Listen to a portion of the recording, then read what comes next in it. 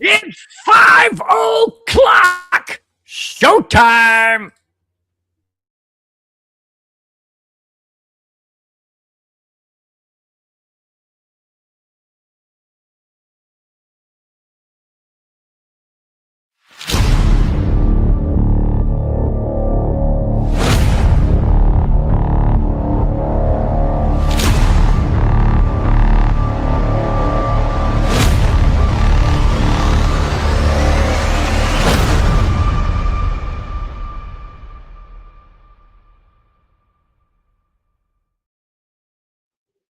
Hello, Bronco fans and football fans everywhere. Welcome to, go ahead, Spence. I know you're dying to do this again because I thought it was fantastic. Kick us off. Here we go. Ladies and gentlemen, boys and girls, children of all ages, Bronco fans, welcome to Broncos Buzz here on the MHRT Network.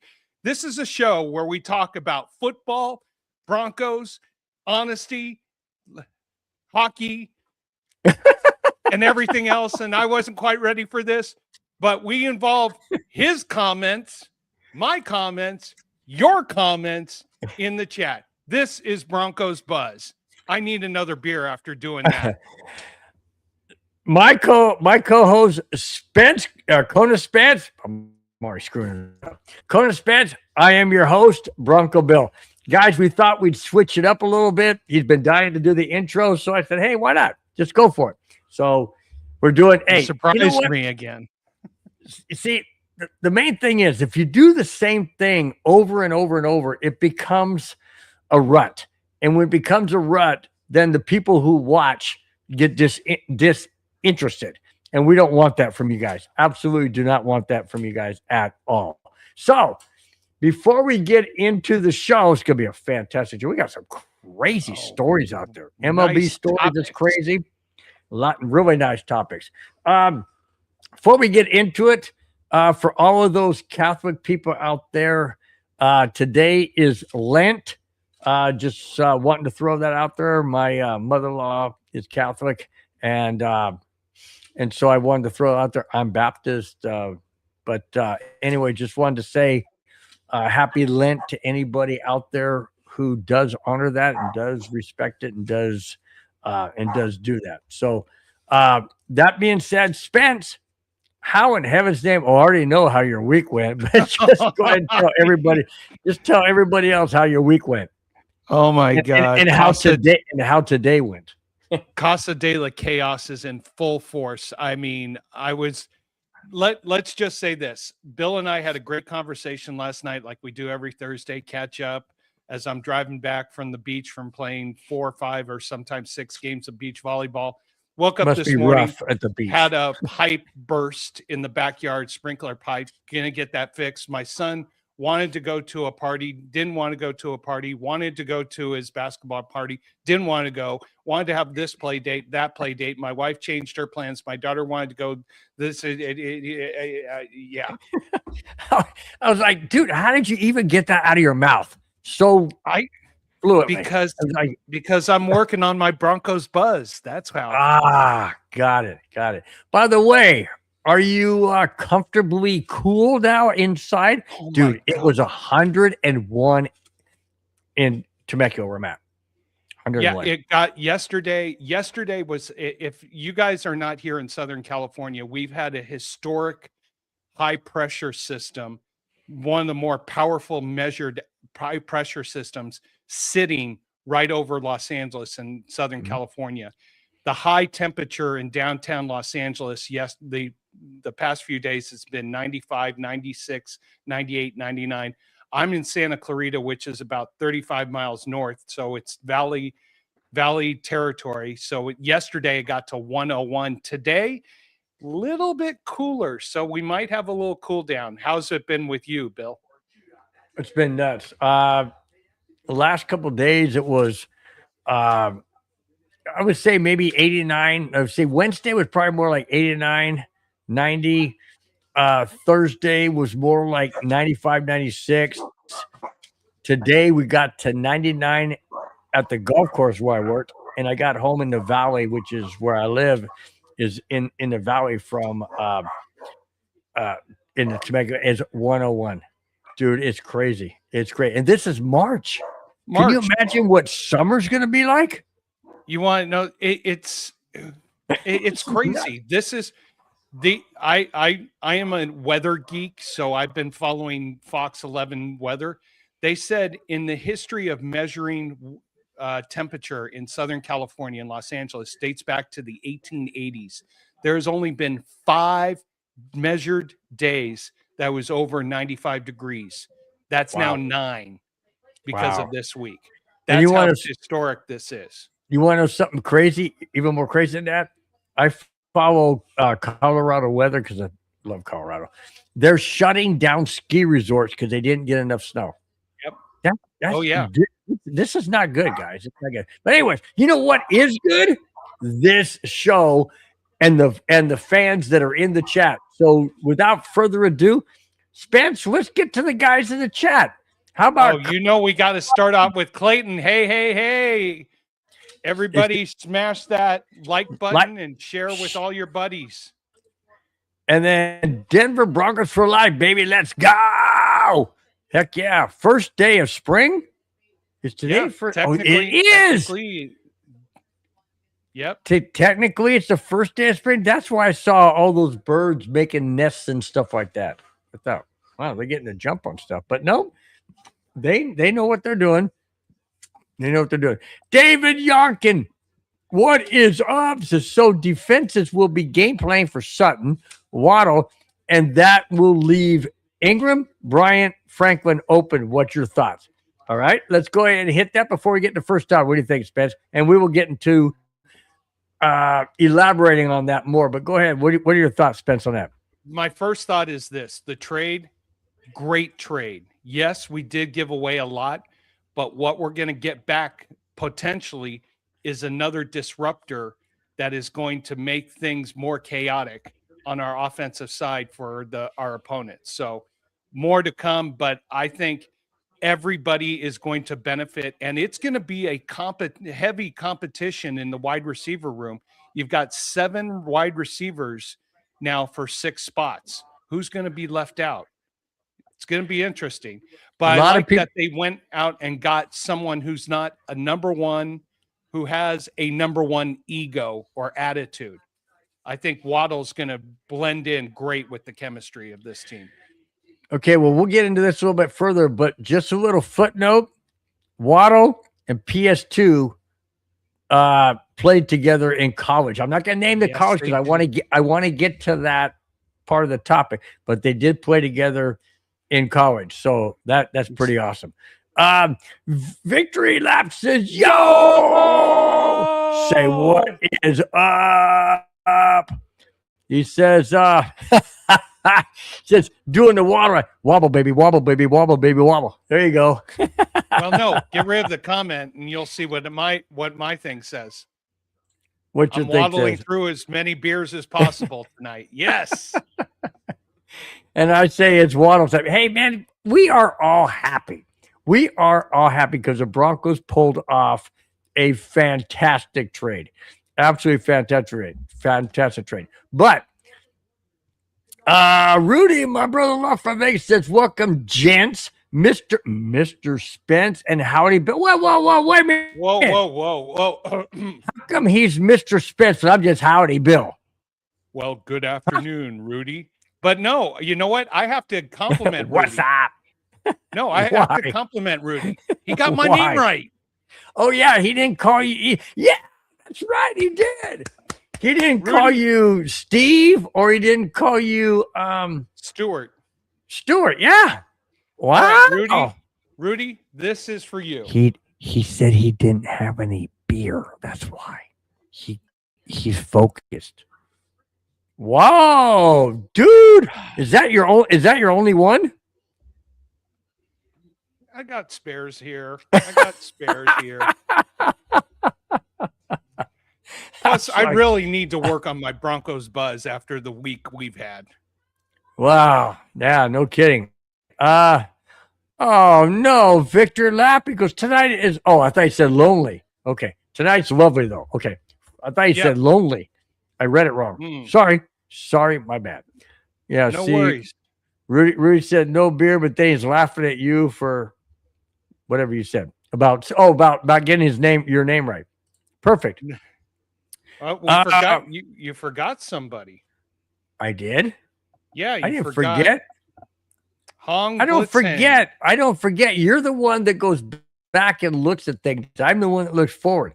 So I don't forget. I just move on, and not move on because I don't care. But you're the one that takes care of the one. Bill's showing his age, everybody. No. You're the one that goes back and looks at those ones in the background. Because we got to take care of our Han Biz Hang. Hong Biz Hang. I'm not sure.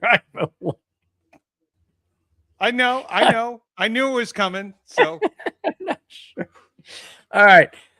Let's get into the first topic before we get into the Broncos stuff, which we will obviously do what we always do. Okay. I'm wearing the Avalanche hat. Why? Because they're playing. They're on the pregame right now. They're playing a very, very must win. Here's why. The Colorado Avalanche started out the season on an unbelievable pace and a 12-point lead over the closest team. Well, all good things must come to an end. Same as Wildwood Weed. Anyways, the Avalanche, literally, the little Avalanche, have swallowed the team and their stranglehold. Colorado only leads by 2 points over the Dallas Stars. Oh, guy, he had to go get his Kings with just 15 games. Tonight's game at Chicago is a must-win. Spence, I know you're not an Avalanche fan, but I know you're a hockey fan, obviously, by what you put on. That being said, are the Colorado Avalanche in trouble, or is it just because everybody else is catching up to them? Tangent time. So March 4th, 2026, a day that will go down in Kings history when we finally got rid of the virus known as Corey Perry that destroyed the Kings franchise, destroyed the Kings team, let Colorado get 3 victories against us this year so that they could help themselves be in a better position. All I can say is this. We're 4-2-2 since we traded away the virus known as Corey Perry. We're 8th seed right now in the playoffs. We're coming to get you and you Colorado Avalanche. Go Kings, go. And if you're the 1 seed, great. If you're the 2 seed, yeah, whatever. We're coming after you guys. I'll tell you what. I love hockey. I love hockey. Baseball's right around the corner. We've got a baseball story. Football is in full swing with all the trades and everything. This is a great time to be a sports fan. I mean, you could include basketball, but other than March Madness, I could care less. Speaking of March Madness, did you see some of those upsets, dude, last night? Oh my God. I love this time of the year. This is so much fun. And I forgot to do a bracket, but I did make one wager. I took Howard. You ready for this? Howard plus 22 points. They lost by 21. Oh, man, you got close, dude. I got close. They were within. I think they had the lead against Michigan at halftime. You got close. Do you want to say what you put? Wager? Sushi bet. That says it all because sushi is not cheap. Oh no! Wait a minute, because she heard what I was doing. Shopping spree bet. By the way, Bill. Yes. We have some feedback from the community here. What does your comment say below your name? I know. Madungus says I spelled Waddle. Whatever. It's Waddle, the way I say it. Oh, okay. Are we becoming prime and it It is Waddle, Senor Waddell. you are Waddell. coming to the table, and we are going to feed you prime rib and lobster tail. Exactly. Exactly. Hey, hey, if Brett Favre can jack up his last name with Favre, which is supposed to be Favre, I can spell Waddle Waddle. Okay? I mean, it's Favre should be spelled Farve. Favre, right? To take a famous quote from a famous movie, fair.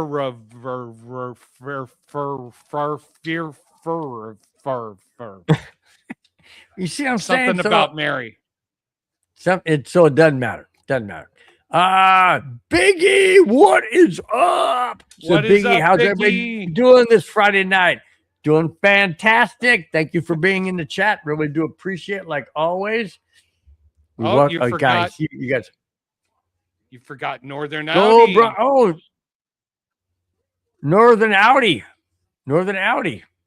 Welcome Is to that the a show. car? Thank you for and Okay, let me. Oh yeah, it says Audi. Okay, let me ask you, Northern Audi. Where are you from? Where, you don't have to say your city or anything, but like the state or the country or whatever. Where are you? Where are you from? Or where are you at this moment in time? I should say. Just want to know. We always like to know. We get people from England, Australia, Canada, Russia, Mexico City. Mm-hmm. Mexico City, Germany. So yeah, we like to know exactly where you're from. It we always appreciate it. Absolutely. Oh, absolutely. Oh guy. Do I put this up there or not? Yeah, do it. Rudy says, because I made a comment, said I forget what I said, but he says, Bill, the little wildwood weed makes you follow all along the little animals. People have to understand my brother-in-law, or maybe you don't want to understand because he's hard to understand, kind. Biggie says, who cares about basketball? March Madness is fun, though. March Madness is fun because it's one and done, and there can be upsets, which there are. And it just makes it interesting. I always pull for a Cinderella team. If they can get to the Sweet 16 or the 32, whatever. I just think it's great. I just really think it's great for college basketball, and just makes it fun for the guys that are just playing for their team. Playing for their college. Okay, Biggie says, I have a bold prediction. The Broncos are going to have 3 wide receivers over 1,000 yards. Holy bold. smokes. Very Wow. bold, or very bold prediction, as in Super Bowl. And he says Waddle, Sutton, and Franklin. We don't know if we have Troy Franklin on the team. That's the one bubble guy we don't know. We know we have Mims. We know we have Sutton. We know we have Waddle. And we know we have, who's the other one? Mims, Sutton, Waddle, and Humphrey. Yeah, Little John Humphrey. They just signed got him. Michael Brandy. Yeah, so we don't know if Franklin's going to make it. Yeah, that's what's going to make the wide receiver competition very interesting. Now, let me ask you this. Who would you rather have? I would rather have Franklin on it. I'd rather have Franklin one of the 4. Or excuse me, one of the 5. I want Mims, Waddle, Sutton, and Franklin. Oh, that's 4, Bill. 4. That's who I want. Your 4 primary, but they're going to probably carry 6 receivers. Okay.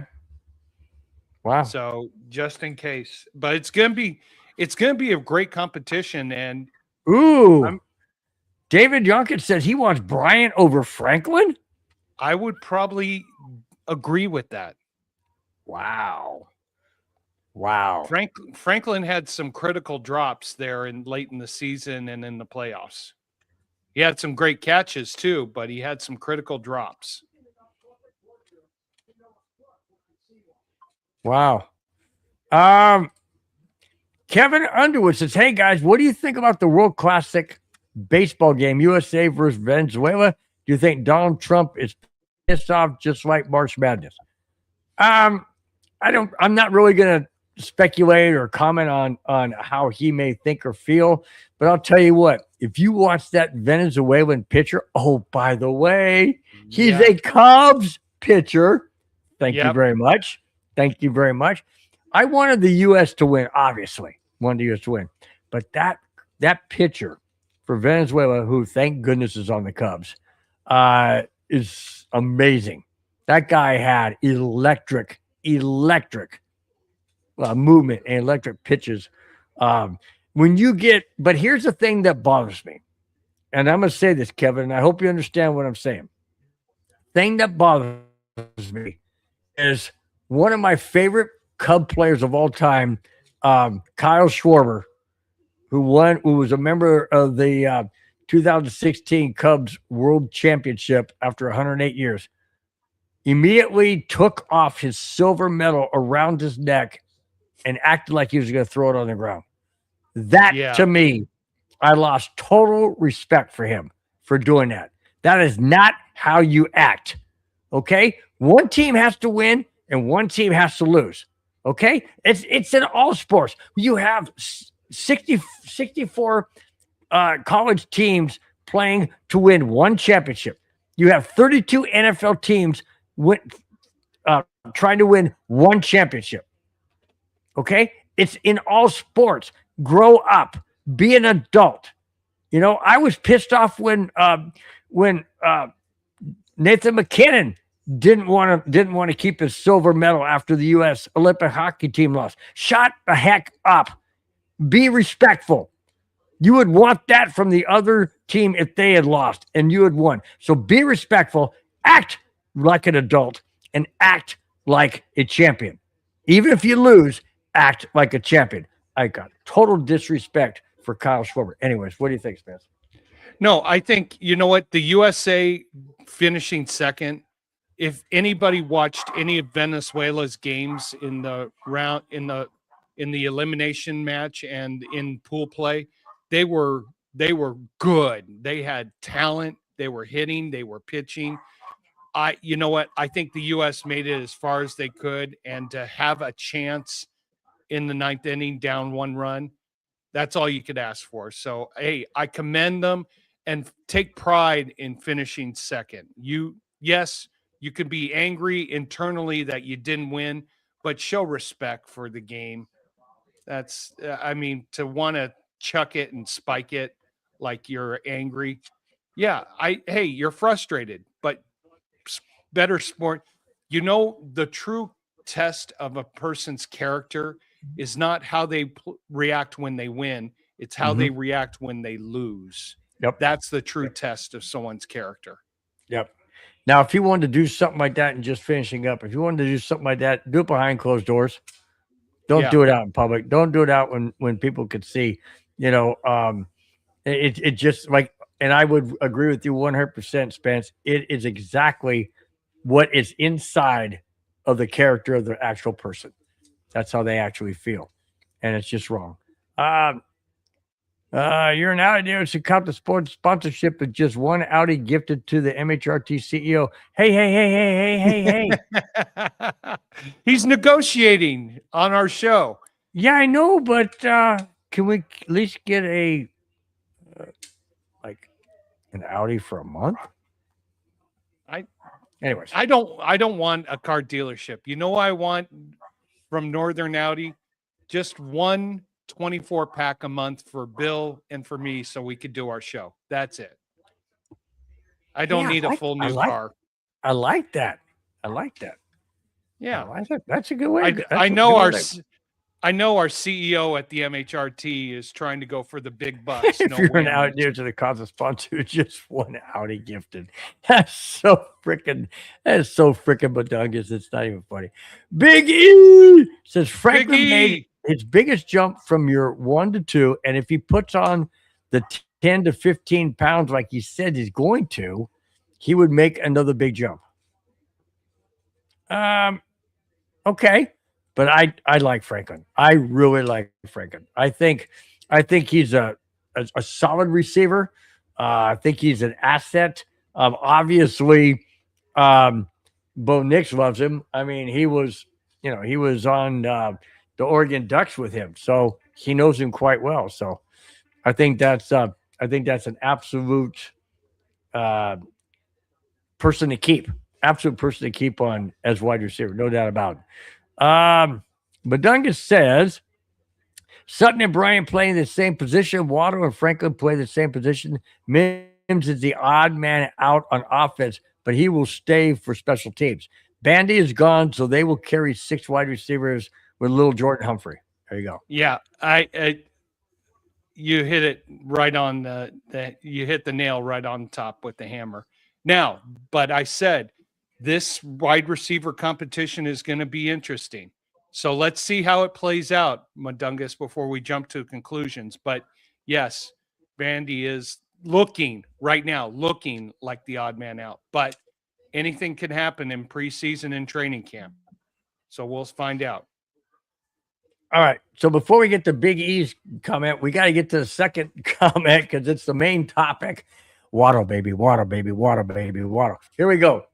The Denver Broncos Waddell. Oh, I'm sorry. Waddell, baby. Waddell. Yes. Snooty.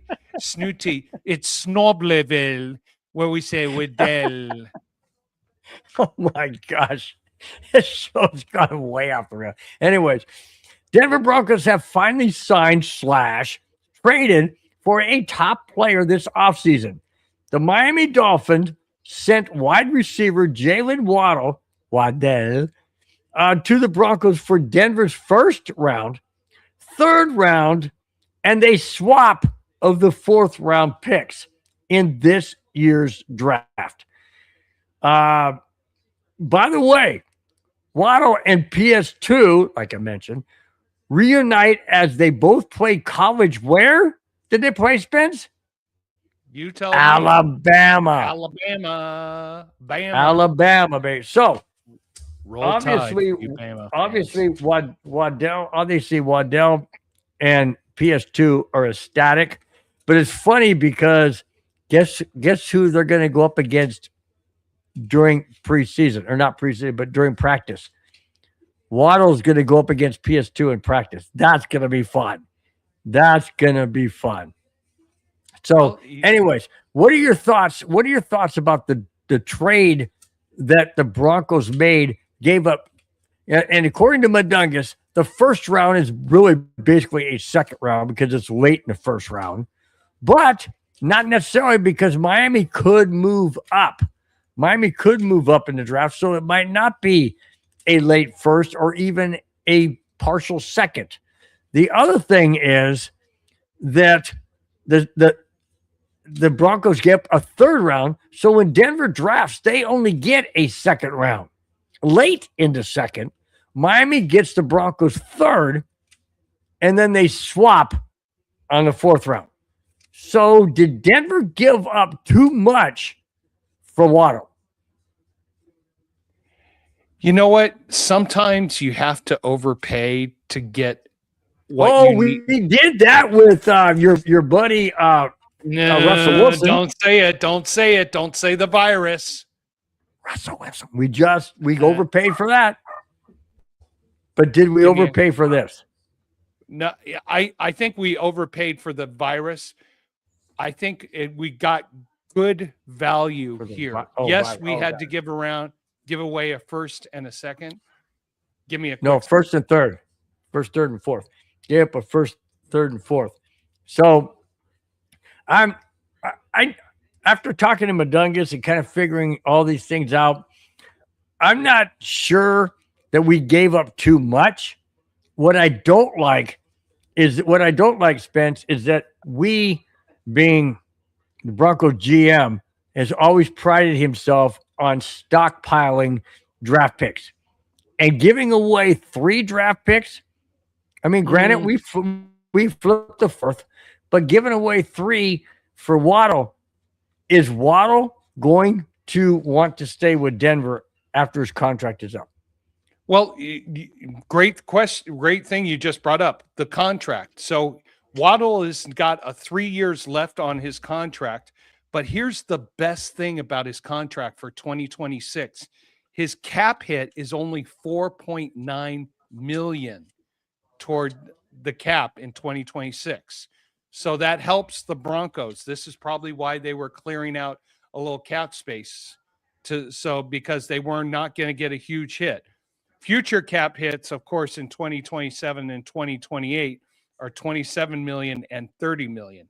That's something we'll worry about down the road. But he's here for 3 years, guaranteed, put together. So, and here's the thing that I like about him. In 5 years, he's only missed 6 games total. That's it. And one of them, they didn't play him because they had nothing to play for and they wanted to see other people. But he's only missed 6 games out of 5 years. Durable receiver. He's not been in trouble. He's not caused any issues. Well, that's strange coming from Miami, not been in trouble. How about I know Tyreek Hill? But also, you put the best thing there. He's reunited with his teammate, Cortland Sutton from Alabama.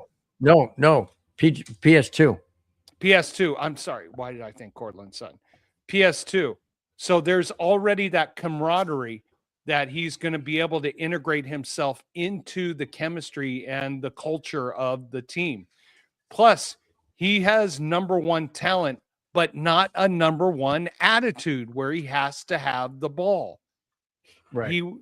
He was sitting with the Miami Dolphins. He was sitting behind another virus that is no longer with the team. So, boy, Miami's a mess now, aren't they? It's they a got mess. rid of Tua. They got rid of Hill. They traded away Waddle. They have nobody. Well, we'll get into that. Oh no, they do have some people, but here's the thing.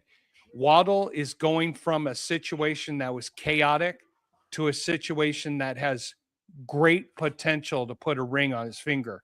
So how he performs in 2020. He's getting married? Just kidding. Here. Sorry.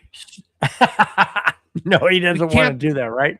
You say that and the boss goes, "Oh, I can come and interrupt the show." But Dungus says, go ahead, finish up. If you break down the picks by points, it's equivalent to the 25th pick in the first round. Definitely not overpaying. Can you get someone in the draft that's better than the Waddle? He beat me to my point. No, you don't have there isn't a proven entity with a proven attitude, with a proven approach to success. Waddle wants to win. Now, this is his opportunity to demonstrate he wants to win. Let's see what happens. So 2026, basically the approach for the Broncos is they're all in. They've thrown everything they can against the wall. They've maximized out their cap space. They've retained all their prized assets. It's win now or else. Okay. Now, my quick question before we get back to the chat is this. Is the window closing because they reran back all of their current players or most of their current players and added Waddle? Or is the window wide open? What's your thought? Say that again. I'm sorry.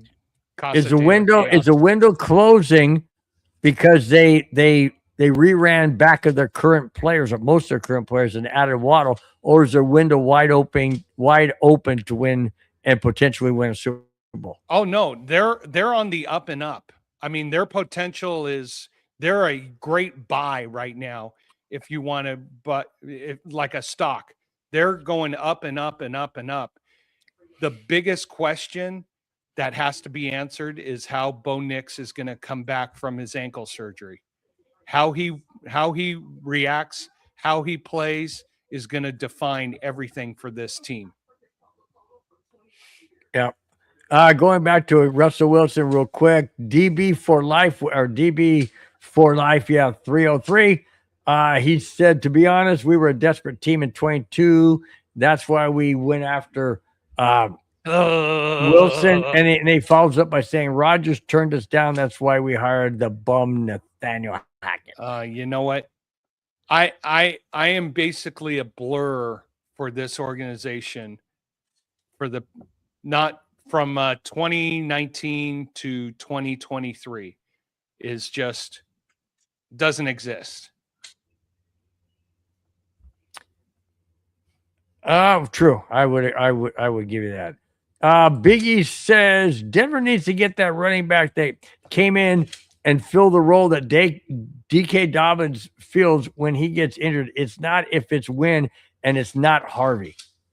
So you don't think it's RJ Harvey to fill in? Who do you think it's going to be? Well, we have who's the other running back we have? God, what is his name? I love that kid. Oh my God. I love that kid. We just brought him back. Come on, Mike. No. Madungus, I know you know who it is. Madungus will fill me in. He knows who it is. Oh God, what is his name? Help me! It's a running back that we just brought back. Not Harvey. McLaughlin. There it is. McLaughlin. Yes. Thank you, Madungus. Told you he'd help out. Yeah. I love that kid. Absolutely love it. He plays with heart. He really does play with heart. The only problem is that they don't, in my opinion, they don't use him enough. You know, we almost didn't bring it back, which is surprising to me. Okay. Now, how about this? This is really cool. This is really cool. Broncos Riley Moss outperformed his contract, therefore basically doubling his base salary. Wait a minute.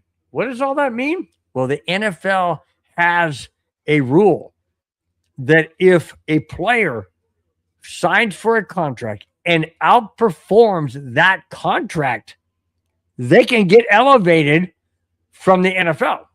So here it is. The NFL announced performance-based distributions, and Moss received the 12th highest total of $1.136 million on top of his base salary of $1.245. He almost doubled by his performance at corner. How awesome is that? Way to go, Riley Moss. Way to go. Way to go. And wasn't necessarily the performance that got this. I mean, yes, he did do well on the field.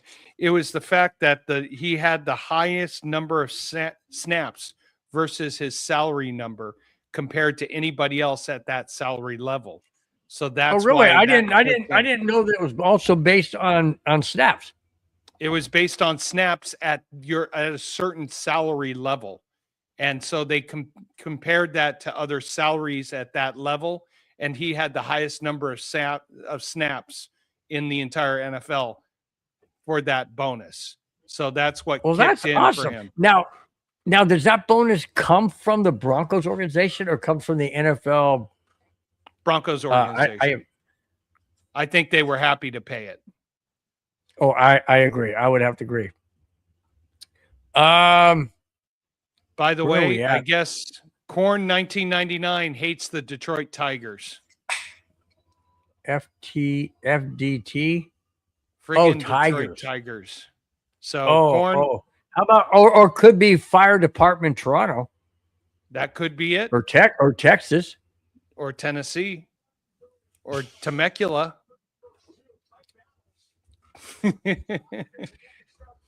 Or Tijuana. Oh, I didn't say that. I'm just saying all the T's.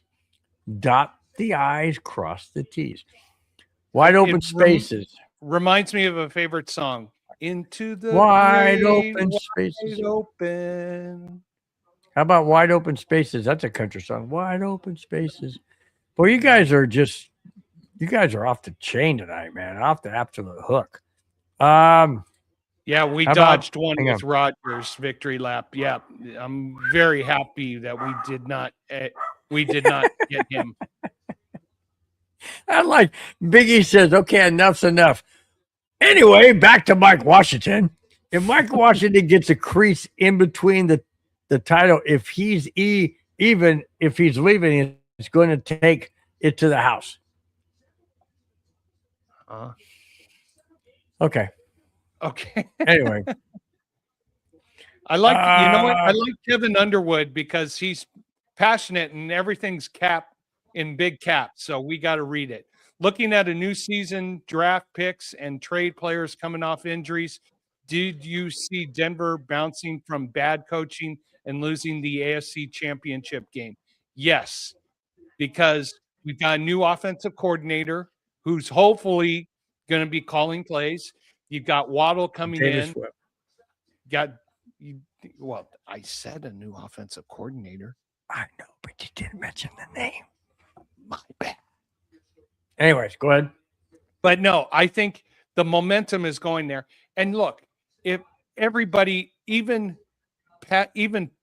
realistic New England Patriot fans, I say realistic because there are so few of them, knew that if Bo Nix had played against them, they would have not have beaten us. So I think we've got all the momentum going forward into 2026.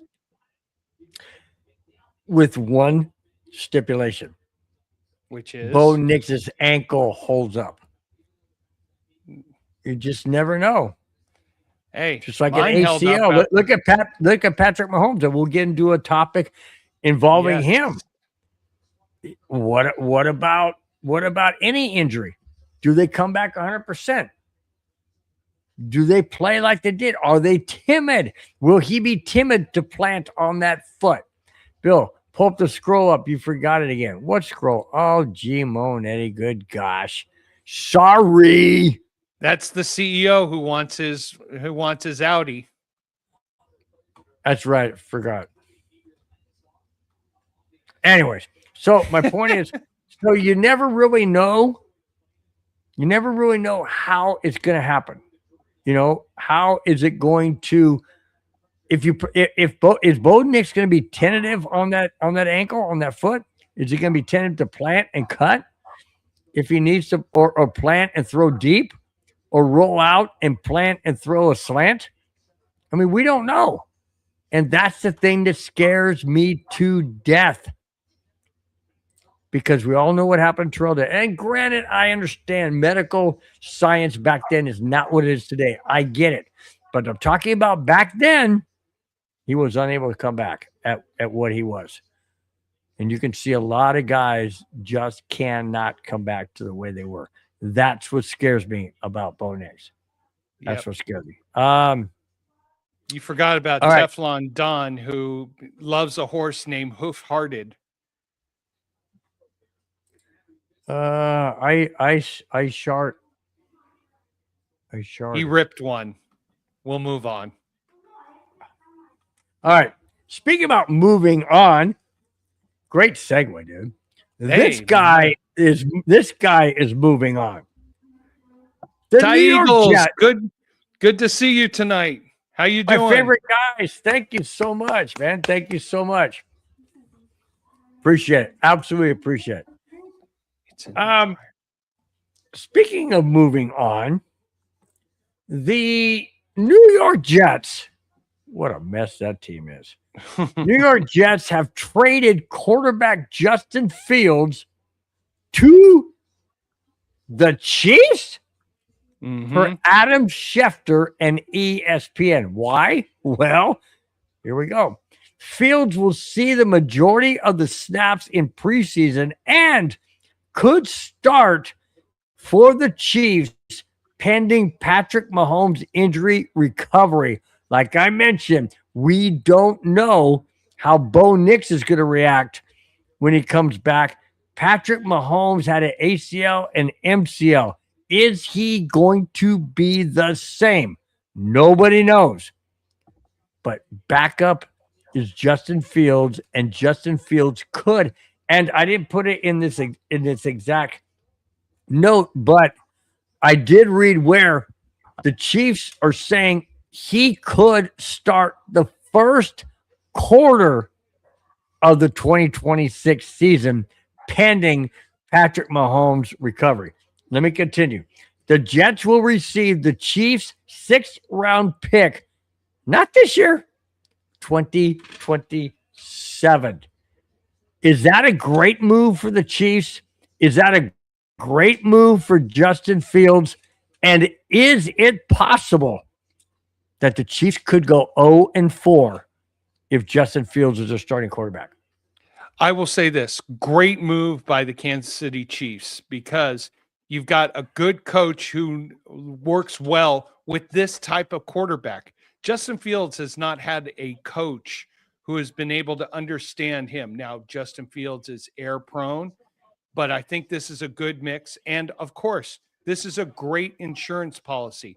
What did you have to give away? A 6th-round draft pick. That's it. A 6th-rounder. Yeah, and not this year, but next year. For next year, for an insurance policy that you need. This is a great deal for the Kansas City Chiefs. This gives them a solid backup who is Mahomes-like, but doesn't perform at Mahomes' level. If there was ever a coach who could maybe get the most optimum out of Fields, this is the mix that is going to be good for him. So I see this as a win-win for the Kansas City.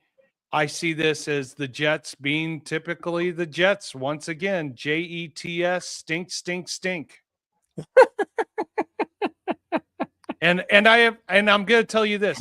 I have a good buddy who sometimes watches our show who has a podcast, Jets podcast, and I listen to it. And they are just angry and angry and angry and angry, and it's everybody else's fault. Aren't all New Yorkers angry at some point in time in a day? Yeah. I mean, if you lived in a city where you could barely move, I'd be angry too. I agree. I think and your taxes are quadruple and quintuple. So who knows? Nando Magic, how you doing? Go Broncos. Dang, where'd that coughing spell come from? Okay, so that being said, on the Justin Fields topic, how about this one? That if we look back a very, very short few years, we can thank the Minnesota Vikings big time for taking J.J. McCarthy. Here we go. The Minnesota Vikings signed Kyler Murray last week, and head coach Kevin O'Connell told Murray and the press, and I quote, that the Vikings viewed Murray as their one guy on the market that they could see as a potential longer range answer rather than a 1-year Band-Aid. And end quote. Wow. Are the Vikings saying that J.J. McCarthy is done in Minnesota? Are they saying that? Well, I'll tell you what. If you draft a quarterback in the first round and he's supposed to be your franchise quarterback and he can't stay on the field for more than 10 minutes in any game and he's out for most of the season, then yeah, I would definitely say what? I got to step out just for a minute. I'll be right back. No problem. I would dare say that J.J. McCarthy is not long to be on the Vikings. I dare say J.J. McCarthy is more along the lines of either being traded or released. And had the Vikings taken Bo Nix instead of J.J. McCarthy, this is where the Broncos would be. Thank goodness the Vikings took J.J. McCarthy. Now, that being said, with Kyler Murray going there, and now the Vikings are looking at Murray being a long, not a long answer per se. I mean, obviously they're going to draft a quarterback, maybe not this coming year or year after, whatever. But Kyler Murray in Minnesota with O'Connell, I say he's much, much better there than being in Arizona, because Arizona Cardinals are just not a good quality team. They're just not. I'm sorry to say, they're just not. But Kyler Murray in Minnesota with Kevin O'Connell, but JJ McCarthy, wow.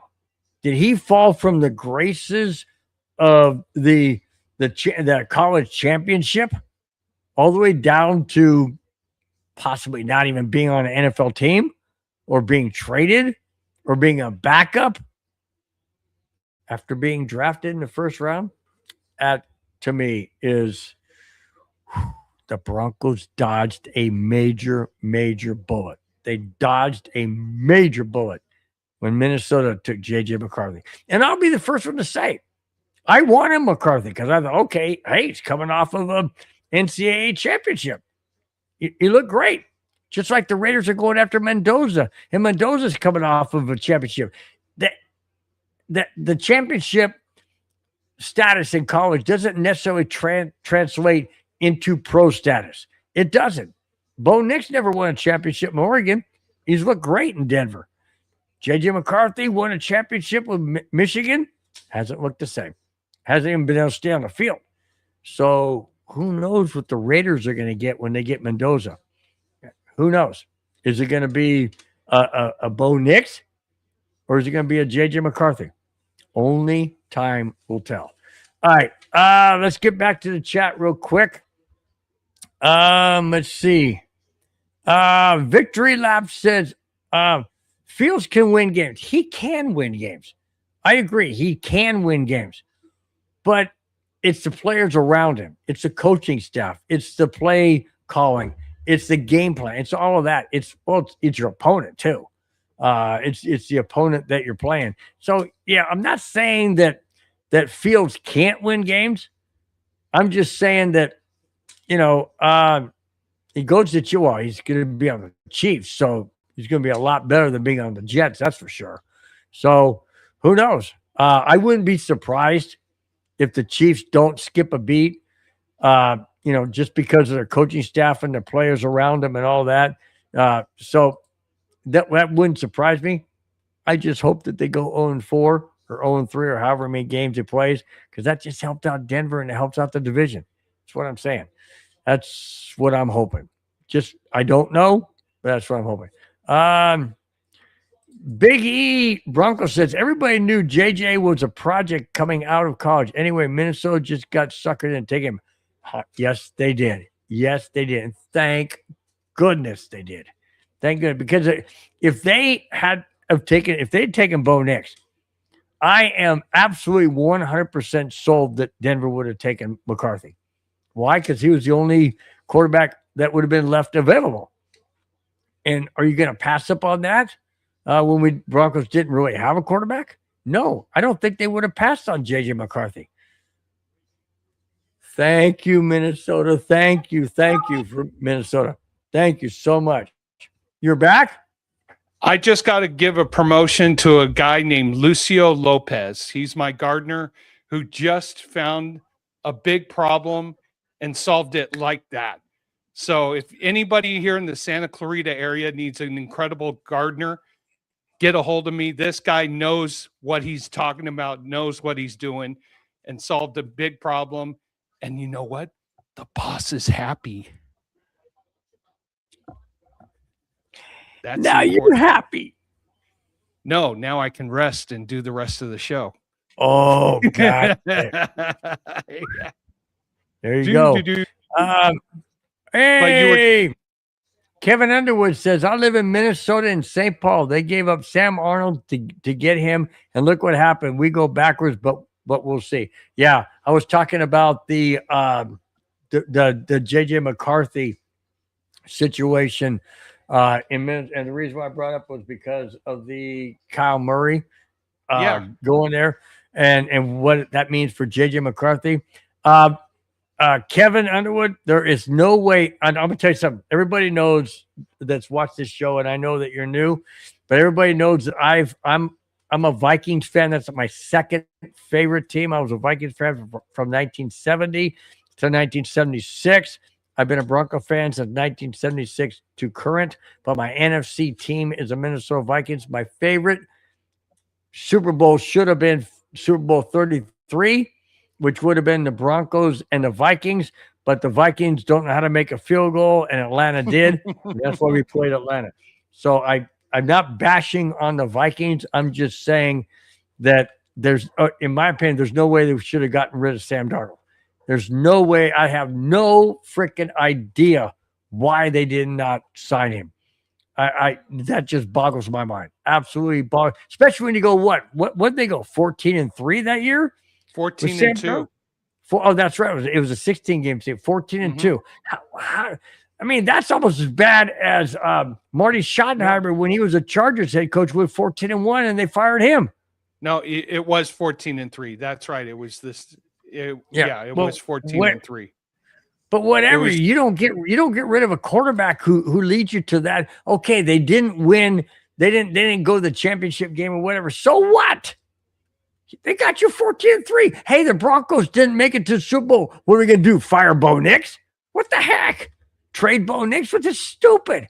Oh, Kevin, you got me going, man. I'm a big Vikings fan in the NFC, and that just irritated me. Absolutely irritated me. I'm sorry that I got all wound up, but that's my nature. I get wound up on passionate things, and I hated that. I wish all the best for the Vikings. I really do. So I don't know if you discussed this, but do you think Kyler Murray and Kevin O'Connell will be a good mix? I wonder about that. Oh yeah, you stepped out of the room. Let me read what Kevin. Let me reread what Kevin O'Connell said about Kyler Murray. Here it is. Let me start back at the very top of the note. Minnesota Vikings signed Kyle Murray last week, and head coach Kevin O'Connell told Murray, and I quote, that the Vikings viewed Murray as the one guy on the market that they could see as a potential longer range answer rather than a one-year Band-Aid, end quote. There you go. I agree with that, but it just seems that Kevin O'Connell's offensive style does not match up with Kyler Murray. I don't know, but that's what he's saying. I know he's saying it, and it means that he's going to have to go onto a tangent and adjust based on what's going on. And I just what? Go ahead. No. Sorry, doing 10 things. Wow, Biggie Bronco says the Vikings coach wanted to keep Sam Darnold. That's what got the GM fired because he did not. Wow. That is correct. Wow. Holy smokes. Yeah, Avalanche just scored over at Blackhawks. Sorry, guys, I got the game on TV. Avalanche just scored. We need this win. Hence the Avalanche hat. So that's why the GM got fired. Yep. Holy because smokes. And I think here we go. Big E. I think he's an upgrade over JJ. Now he can hit the middle of the field like O'Connell needs him to do. I don't know. Big E, you bring up a good point, but just Kyler Murray became so inconsistent with Arizona. Is he going to mesh with O'Connell's play style?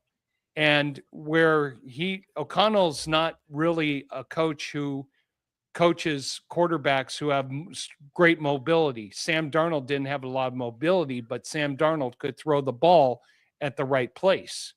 So that's where I'm just curious of how the mix is going to happen and how the fit's going to take place. All right. I do agree with this. Ryan 654 says, and I'll read this, and then Spence, you can go ahead and comment, and then we're going to take a moment of silence.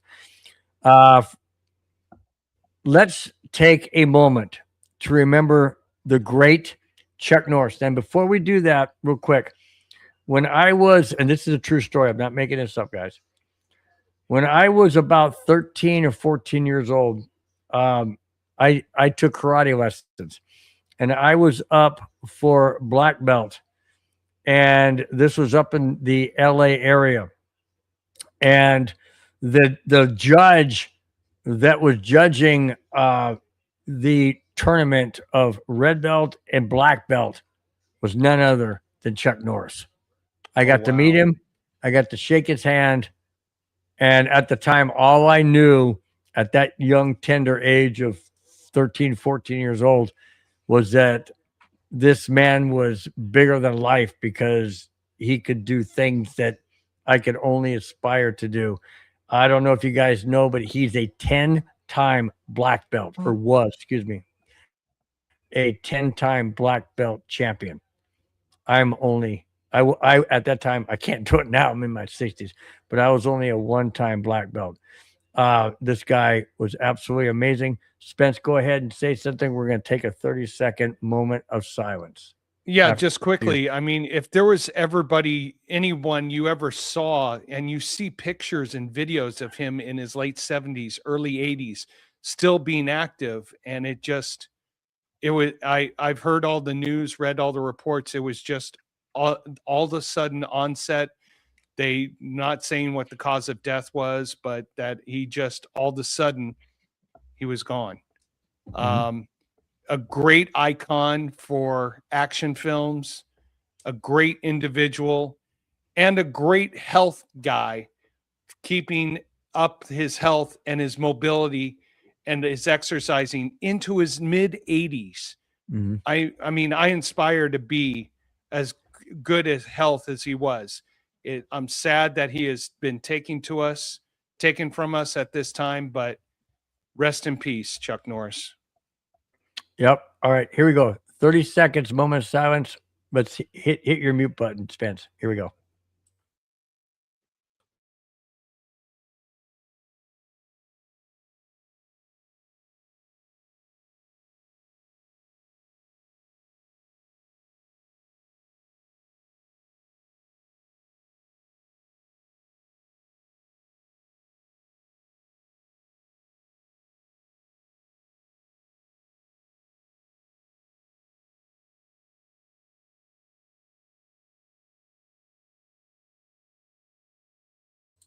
All right, thank you guys. Thank you so much for bringing that up. I thought about doing that, and I'm so glad that Ryan brought it up in the chat. Is absolutely honoring a person who gave so much to martial arts and gave so much to what he felt was keeping his body. What I understand is that he had a sparring situation that something drastically happened and ended up being a medical emergency. Heart goes out to his family. Heart goes out to all of those who knew him. Like I said, I was only 13 or 14. I don't really readily remember. I just remember that figure, that impressive figure of I hope I don't screw up kind of thing.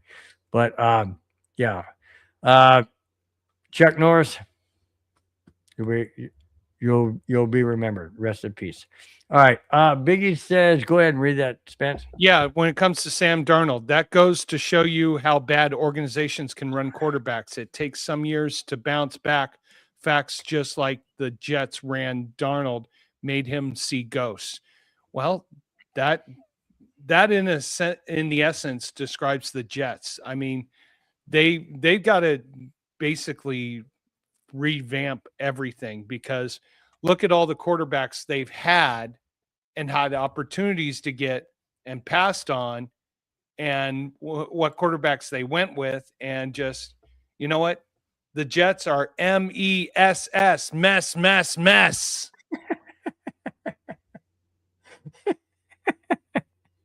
That's hilarious, dude. That's hilarious. Oh, great. Avalanche just scored again. They go up to Blackhawks 2-0. Sweet. Got to hang on to that first place. It's not the playoffs yet. It doesn't matter. It doesn't matter. I want that. I want that number one seed. I want the home ice advantage. All right. Speaking of quarterbacks to keep moving around, this one surprises the daylights out of me. Well, not that the other ones didn't, but this one, I don't understand this one. So help me out, Spence. The Carolina Panthers are trading quarterback Andy Dalton to the Philadelphia Eagles for a 2027 seventh round pick per Adam Schefter. What? Yeah. Andy Dalton goes to the Eagles? Why? To be another backup? And why? And who the Panthers have now as a backup or a starter? Who do they have? They have. Oh my God, the kid they got from Alabama, who came on, had a great season. Oh my God, I cannot believe I'm flaking. I had his name. Madungus. No, he led he almost got the Carolina Panthers. If it wasn't for a tiebreaker, would have had them win the division. So, but you want to know something? Let's look at this. Okay, Google. Who is the Carolina Panthers quarterback? Bryce Young is the starting quarterback for the Carolina Panthers. The team also recently added Kenny Pickett as his backup. Oh, they got Kenny Pickett as a backup. Got Kenny Pickett as a backup. So Dalton that's why they got rid of Dalton. Was expendable. And Philadelphia needs a proven or a valuable insurance policy. So, you know what? It gets the salary off the books for the Carolina Panthers, frees up salary space so that they can do other things. Philadelphia gets a needed insurance policy. All right. I'll be right back. Oh, nice. See, now Bill gets to experience what I get to experience every show with my wife and my kids saying, you got to come here. Let's look at it this way for Darnold. It's basically he gets paid to be an insurance policy in Philadelphia. So what Carolina gets a 7th round pick. I mean, it could be a 7th round pick is next where Philadelphia was next to nothing. I mean, you're 10 picks away from what's up. Time out. I'll be right back. You go. I'm going to say hey to the chat. So, you know what? I'm happy for Dalton. He gets to go be an insurance policy on a team that's got a possibility to do some damage in the NFC. So, Rodney Garcia, good evening, gents. Just gent. How you doing? Cheers to you, Rodney. Hope you're doing well. Hopefully the weather is better for you in your area than it is out here where it was almost 100 degrees today and yesterday. Oh my gosh.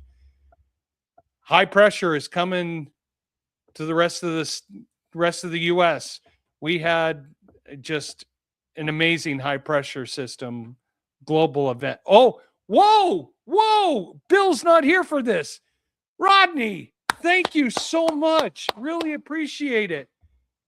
Brando, come here. Even Brando likes it. Brando, what do you say to Rodney for what do you say? What do you say for the super chat? What do you say for the super chat? Oh, you get the super chat. No. Thank you, Rodney. Brando says thank you too. Do you say thank you? Yes. How's your night going? Hope all is well. Thank you so much for the super chat. Rodney, what's your drink of choice? Let me know what your beer of choice is. I don't think I have it on my notes here, but I'll try to get it next time we do the show. So thank you so much. Hope all is well. Oh my God, Rodney, I'm not going to rehash it for everybody, but there's a reason my house is known as Casa de la Chaos. In the past 12 hours, it's been Casa de la Chaos, but we're fixing things. one by another. Paul Shader, how you doing? Wahoo! Oh, Rodney, going good. Just got done with the gym. Pre-workout is my... Hey, Bill, Rodney gave us a $5 super chat, so let's give it up for him. You're on mute. You're on mute. Here, I'll unmute you. All right, I got it. Thank you so much, Rodney. Really do appreciate it, man. Thank you so much. So check this out. So right now I had to leave because my wife's going out to go get dinner. She wants, on Friday she does that because she doesn't cook when I do the show, which is fine. And I forgot about that, and I parked the car in the driveway and she couldn't get out. So I had to go move the car. So hey, you know what? This is live TV, man. This is live TV, live show, whatever. So that's what happens. Well, we had a $5 super chat from Rodney Garcia, and he's going. He's going. Things are going good. Just got done in the gym. Pre-workout is his beer. So, amen to that. Nice. And then, Kevin has something to say. Okay. Hey, Spence, being a Broncos fan in the AFC, who is your second team in the NFC? Who is your second team in the NFC? It's got to be the Rams. Mine's the Vikings, like I said. What's yours? It's the Rams, only because born in Colorado, but grew up here in Los Angeles. And while I was rooting for the Broncos in the AFC, I love the Rams, the Pat Hayden, Vince Ferragamo, Eric Dickerson era, and the Rams. Well, you were old. Were you old enough? Because I know I was. Were you old? And I got a picture with him, by the way, of Deacon Jones. Deacon Jones was 60s, early 70s, right? Right. Yeah. Yeah, I was probably 4 or 5 years old. So, dude, did I ever tell you a story that I got a picture with Deacon Jones? Oh my God, you got to find it and share it with us. No, I haven't. It's down there. It's in a 8.5 by 11 picture that I blew up. So here's the story real quick. Here in Southern California, in San Diego County, there's a place called Rancho Santa Fe. Oh, and yeah. It's very, very wealthy. And they were doing a celebrity golf tournament there. It was put on by what was his name? The quarterback for the Chargers at the time, Chris Chandler. Was it Chris Chandler? Oh, really? Yeah. It was put on by him. What's in Rivers? No, it wasn't Rivers. Rivers didn't put it on. It was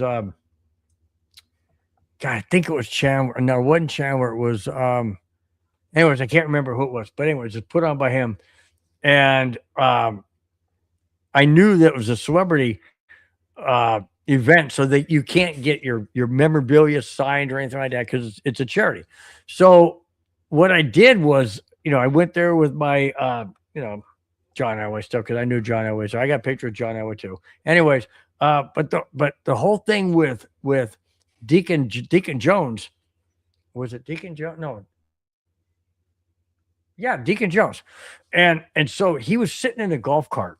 And I walked over to him and I said, "Excuse me, Mr. Jones, it'd be an honor and privilege if I could get a picture taken with you." Do you know what he said to me? He looked at me. He had on a, LA Rams hat. He looked at me and he said, "Sonny, come here." I went, "Uh-oh." I said, "Yes, sir." He said, "See these knees?" I said, "Yes, sir." "You want a picture? I'm not going to stand up. You have to sit down in this cart next to me." I looked at him and I said, "Are you serious?" He said, "Yes." I said, "Oh my gosh, I'm sitting right next to Deacon Jones. Holy crap." And then my buddy took the picture of us and everything. And then I looked at him and thank goodness I got the picture before I said this, because I probably wouldn't have gotten the picture had I said this.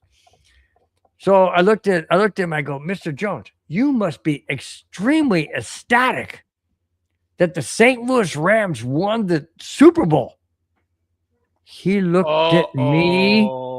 He looked at me and said, "Young man, There's only one Rams team, and that's Los Angeles. Don't you ever forget that. And I said, I'm sorry. I apologize. He goes, no, you can apologize all you want, but there's no one team. There's only one Rams team, and that's Los Angeles. Is that understood? I said, yes, sir. I said, thank you so much. I go, thank you so much for the picture. And he looked at me and he just stared at me. He didn't say you're welcome or nothing. He just stared at me. I said, oh shit. You got the evil eye before it became the evil eye. Oh, dude. I was embarrassed. Oh my gosh. I was so freaking embarrassed. But I'm so glad I got that picture with him though. Dylan, how you doing? Dylan, what is up? Well, Dylan says Bill's AFC is the Chargers and Bill's NFC team is the Dallas Cowboys.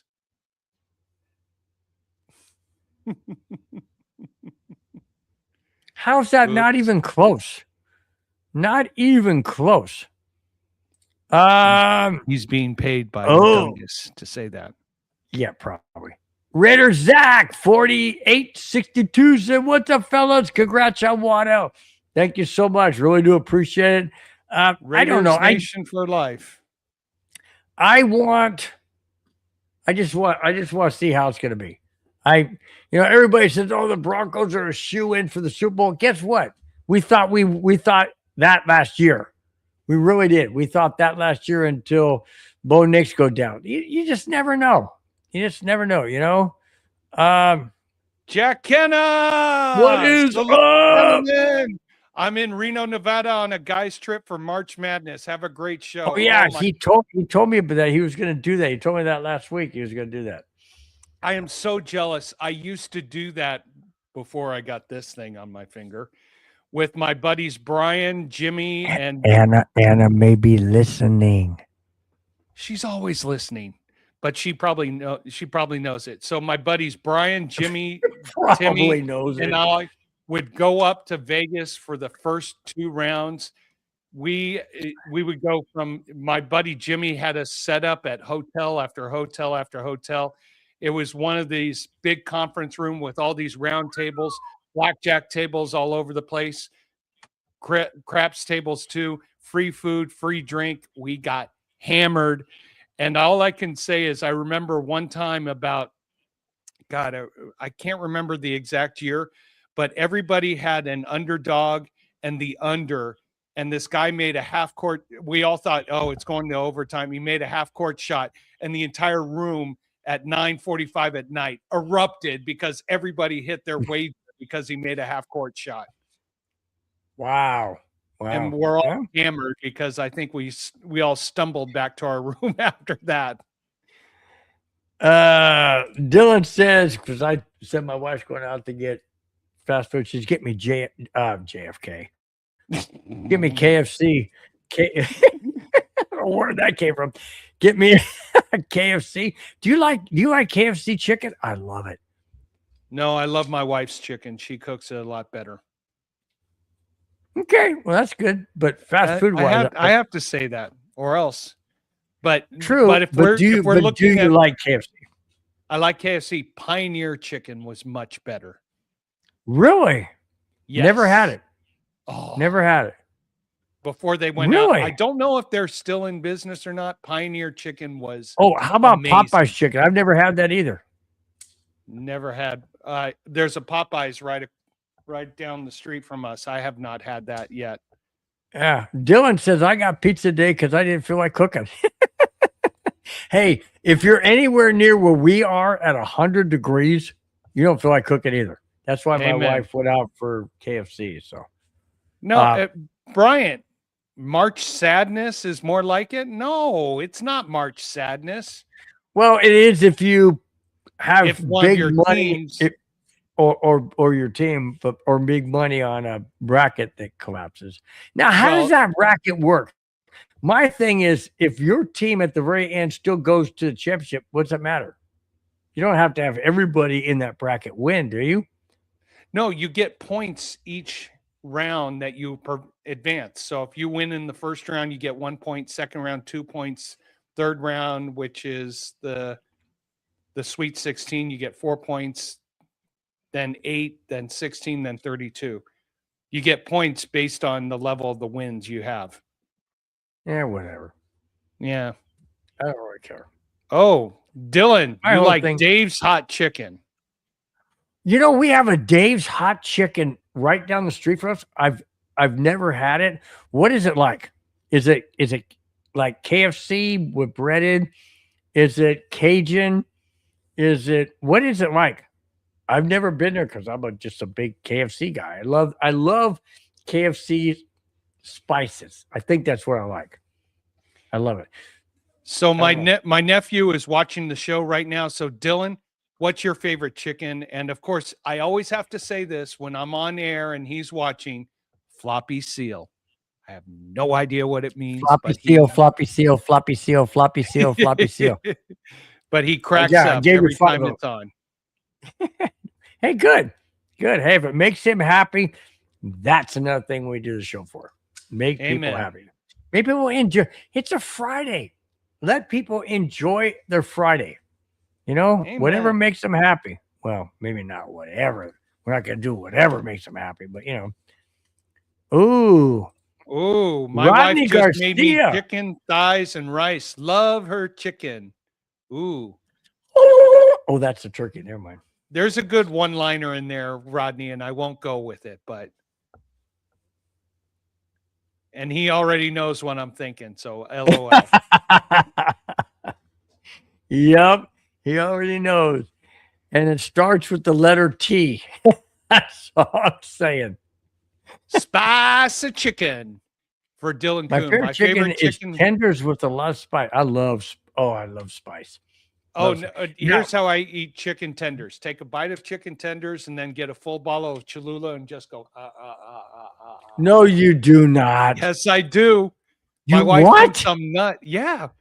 Well, I think you're nuts too. Well, of Why course. don't you just dip it or coat it? Nah.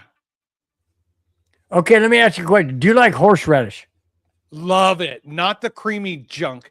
And we No, talked the about real this on the show. horseradish. The real horseradish. I take a spoon, go. Okay, guys. My mom thinks I'm nuts. Okay, guys. I'm just letting you know that my co-host Spence, love the guy dearly, love his family dearly. He's nuts. How in nuts heaven's name bonkers how can you take a spoon of horseradish and still have your brains inside your head? It explodes you, dude. No, if you breathe through your nose when you're taking it, it clears your sinuses. I had a roommate in college who described me this way: I was nuts, bonkers, roundabout, lost in space, certified, That's all, folks. What do you mean was? I'm just saying, dude. That is nuts. You really do take hot sauce like that? Wow. Cholula, not Tabasco, and not. No, I don't like Tabasco, but Cholula is good.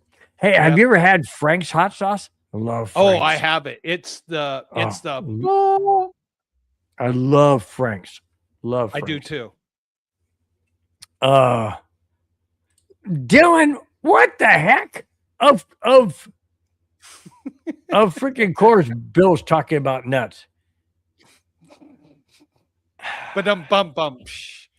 Hang on here. Dylan says I have that clip. I'm singing to Mike. Send it to Mike, Dylan. Go for it. Kevin Underwood. Hey guys, can you answer this question? Why is Dallas Cowboys the America's team? Is it because of the assassination, or is it because it happened in Dallas? I think they're America's team because they promoted themselves so heavily and supported CBS during the broadcast during the 80s and 70s and 80s and paid them extra money to call the Dallas Cowboys America's team. I have a different spin. And my different spin is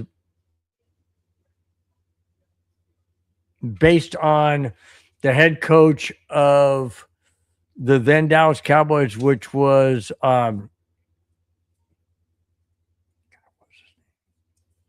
Guy with the big cowboy hat in a suit. Oh, hang on. Oh, this is going to drive me because it's important. Okay, Google. Who was the Dallas Cowboys head coach in the 70s? Tom Landry. The Dallas Cowboys were led by Tom Landry throughout the entire. Okay. So Tom Landry was a very, very strong Christian. And the quarterback for the Dallas Cowboys at the time was Roger Staubach, who was a very, very strong Christian. So I think together, or however it went, that they were known as America's team because they said that the opening at the top of the stadium at then Dallas, not now, but then the Cowboy Stadium was so that God could look down on his favorite team. That's how I heard it. I don't know if that's legit, but that's how I heard it.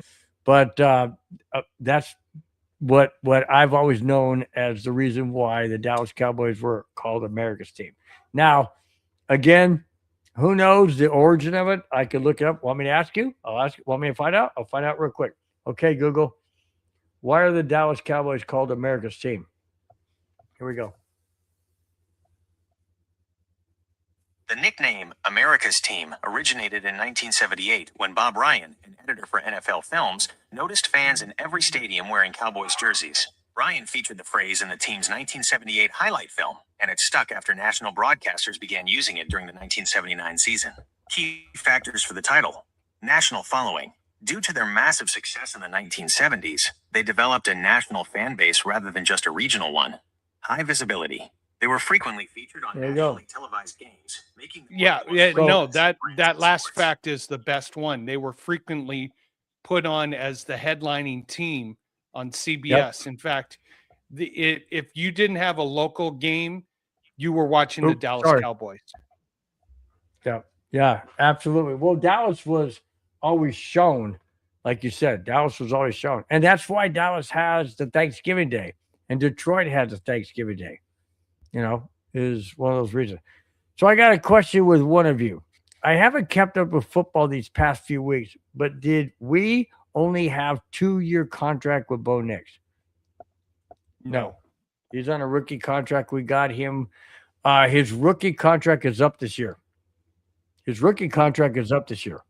No, I think he's up. He's on for 5 years.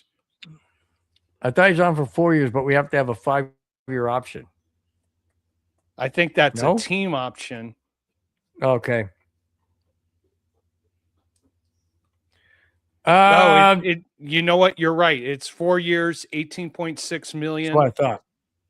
And a fifth year option. A 5th year, which would run 5th year option that would run through the 28-29 season. Right. Clifton Harris, 7768, has a great look at this.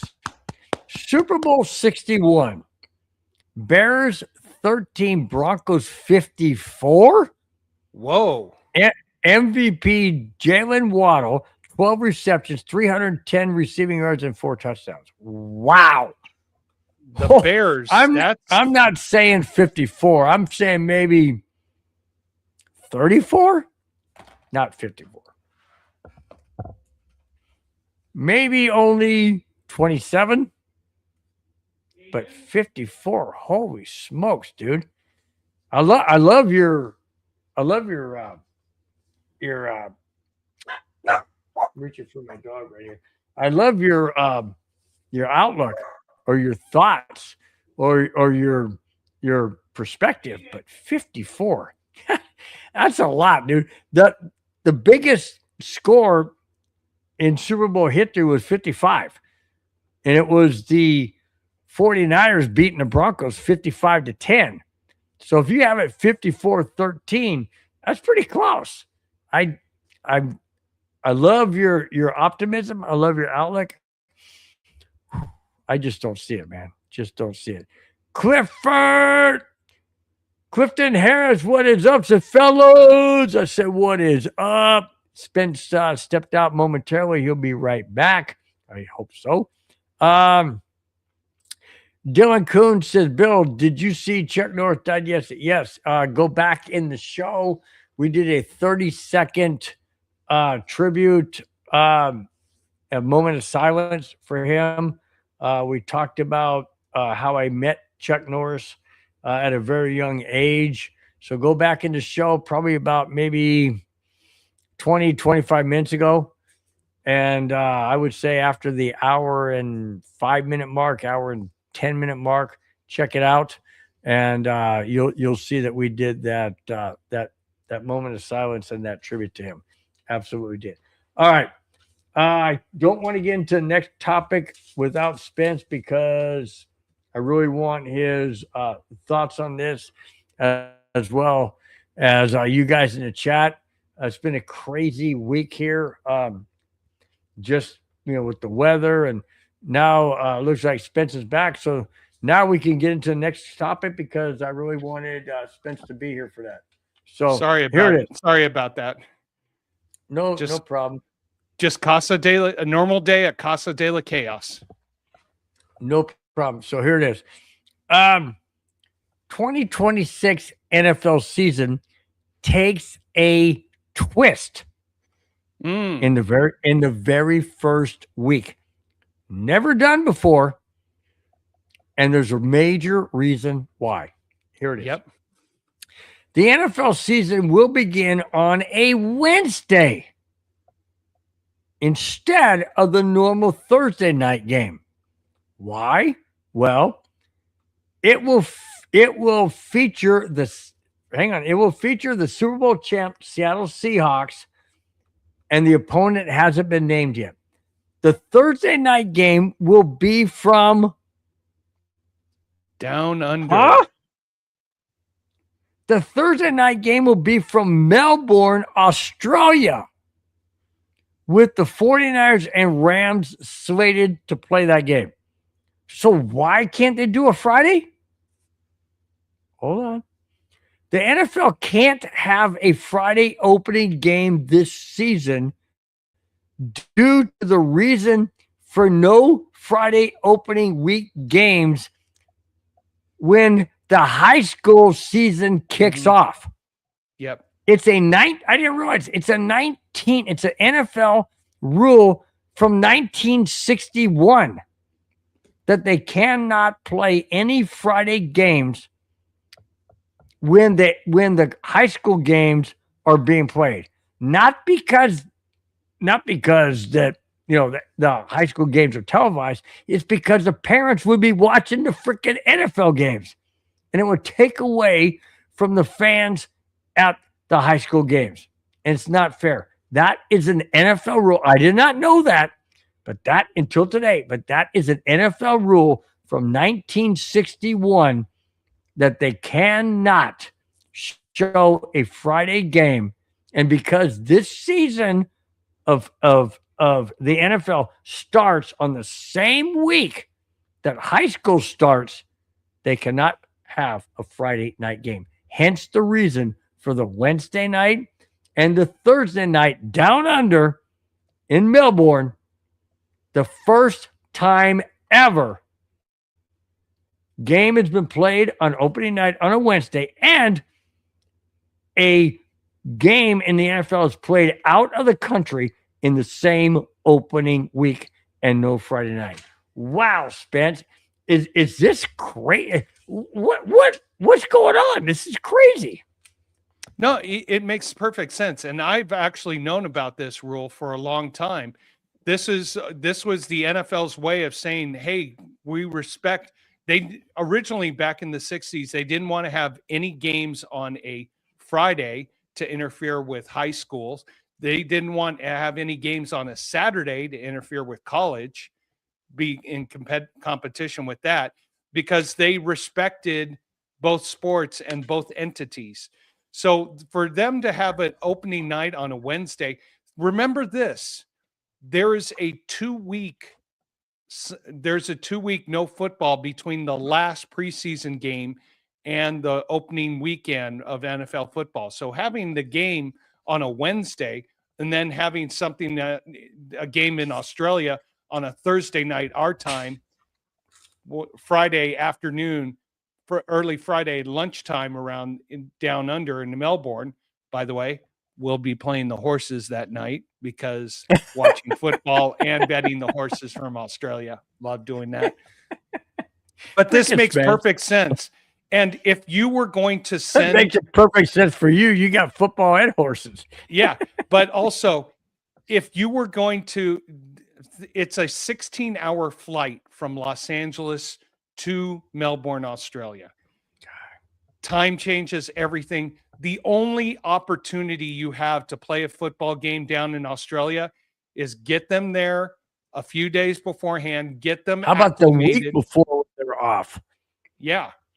But no, weren't you just listening to me? There's a week, they have a week and a half between their last preseason game. That's what I'm saying. That's what I'm saying. So get down there at least a week earlier. Let them get acclimated. Yeah. Well, but think about the marketing aspect, which true. I know they want to expand the game. Playing in Australia, a regular season game. Yeah. You're asking a lot of the players. Now, granted, I knew if they were going to do it in Australia, it had to be 2 West Coast teams. Imagine if New England had to fly all the way to Australia. They would probably go fly Eastern because of the wind patterns and who knows. But look, Roger Goodell, I know you want to make this a global entity. Stick with what you got. Ooh, got that mosquito. Stick with what you got. Well, and you got it. Stick with what you got, and you got. Got it. Here it is. Freaking guy, man. So much fun. Wait, whoa, hang on, Bryant. Right. Really? So ask him. So I'm going to ask you. Okay, Ryan, do me a favor. What sucks about this show? What sucks? Seriously. What don't you like about the show? And if you don't like it, then why are you here? Just asking. Just ask him. Oh, by the way. Oh, I got to keep my mouth shut. I can't say anything. Yeah, you know what? Let's move on. Yep. Kevin's got an interesting question.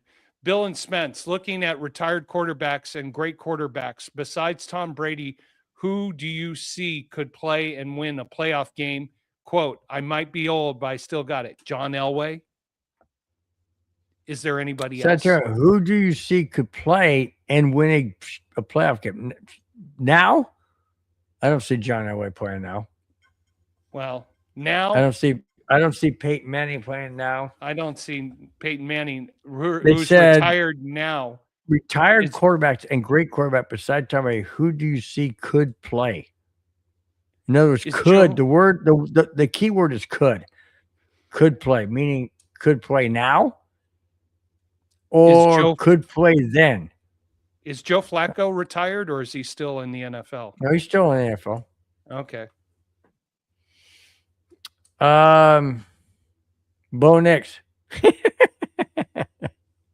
No, but in all honesty, if you're talking about yesteryear, besides Tom Brady, I would have to say I can't because they're too old. They just I can't answer that question logically.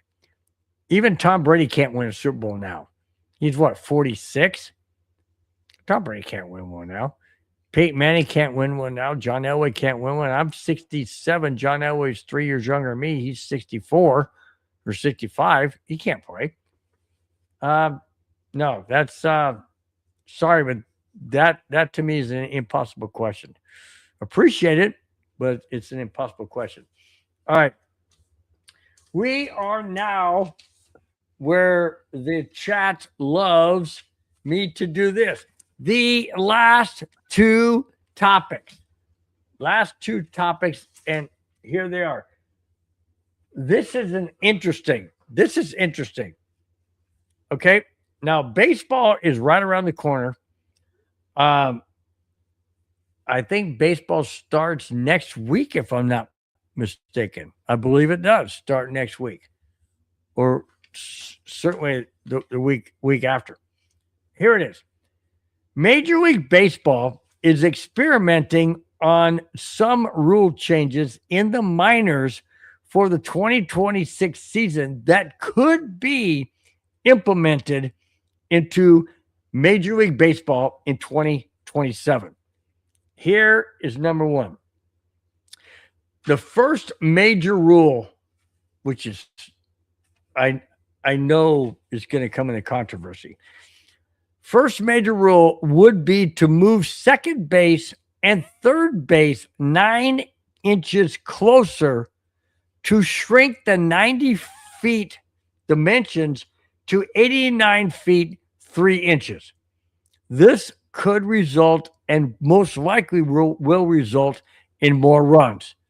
That's the first major rule that MLB is working with in the minors. Spence, what do you think of that rule? Like it, dislike it, or what?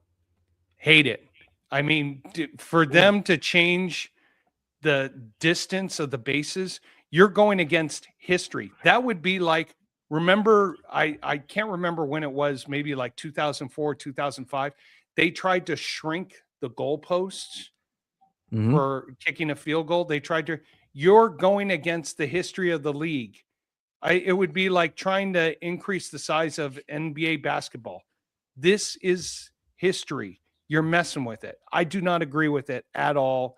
It's a horrible rule. Yeah, you're trying to increase scoring because scoring makes more fans appreciate it.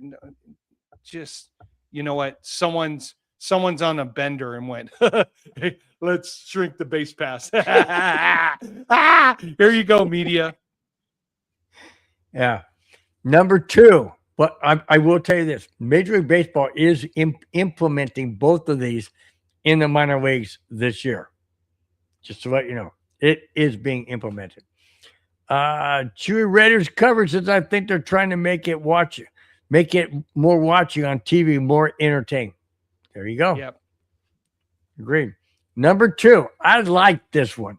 I really, really do like this one. Number two would be for a check swing to be called only if the bat angle of the handle exceeds 45 inch degrees. I agree with that. Why? Excuse me. Because a lot of check swings are like this. They just flinch the bat and they call it a check swing. It's not a swing. He's just flinching. Check swing is when you go 45. Let me back up. You go 45 degrees past center point. Okay? Or past the plane. 45 degrees is the way it should be. Not a flinch. When batters flinch and they go, oh, that's a strike. That's not a strike.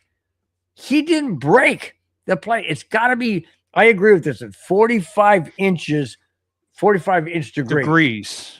Inches. 45, not inches, 45 inches. I like that one better. 45 degrees. What do you think, Spence? Do you agree with that one or not? I agree with it. I think if you make a commitment to swinging the ball and you check swing, that's a strike. But it's got to be a 45 degrees, not just a flinch. A flinch, again, I have a hard time with home plate umpires. I really do. Because their strike zone is like 5 miles wide, and some are like, 2 centimeters wide. The rule book states this and this. Abide by the rules. And if you can't do a flinch and call it a check swing. That's just wrong. It's just wrong. I love baseball, but I hate the umpires. And that's why I'm so glad that AI is coming into home plate balls and strikes, because I think umpires are freaking idiots. I really do. I'm sorry, but I mean, they're in their own agenda, and it drives me insane. Absolutely drives me insane. Chewy Raider coverage says, I think as long as it breaks, it's a strike. As long as it breaks the plane, yes, but it's got to be a certain point. Like I mentioned, home plate umpires have their own stupid ass agendas. They will say, oh, that was a strike. Maybe they don't like a certain player. Maybe they don't like a certain team. Maybe they don't like a certain city or a fan base. They're going to change the way they call the game. And that's what I don't like. The rule book states the certain rules. Abide by the certain rules. It's not about you, Mr. Umpire. It's about the rules of the game. You are not the king of the rule book. You're the umpire, and you need to abide by the rules. This is not about you. This is about the integrity of the game. Don't say a little flip of a bat is a strike because you're an idiot and you're wrong. Boy, I got all wound up on that one. I know. Because I can't stand that. I can't stand the fact that a strike zone could be this wide and the next one's this. And then I hate it when the announcers see what's happening. They go, oh, umpire's shrinking the strike zone. Hello? Of course he is, because it's his agenda. It just to call balls and strikes, I think is next to the hardest officiating out of any league. Then make it AI. Get the umpire out of there completely. No, we don't need disagree. This is a game played by humans, managed by humans, officiated by humans. Human error is part of the game. But don't we want the game to be fair? You want it to be fair. That's why they have the replay system, and that's why they're now they do, but not back in yesteryear. I know, but it's again, you want to let the game be run by humans. You don't want the AI taking care of everything, because if it's run by humans, we're not going to have big arguments between umpires and managers. You won't be seeing people rotate their hats going. But is that baseball? It's not.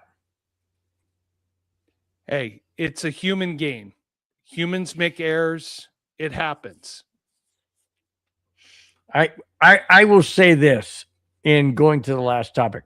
You and I can respectively agree to disagree, because I don't agree with that. I want a perfectly controlled game. I want a strike to be a strike and a ball to be a ball. I don't want a ball this far out of the strike to be called a strike. And the game ends and the championship ends on that's just wrong. Which is a good lead into the final topic of the show. Exactly. Exactly.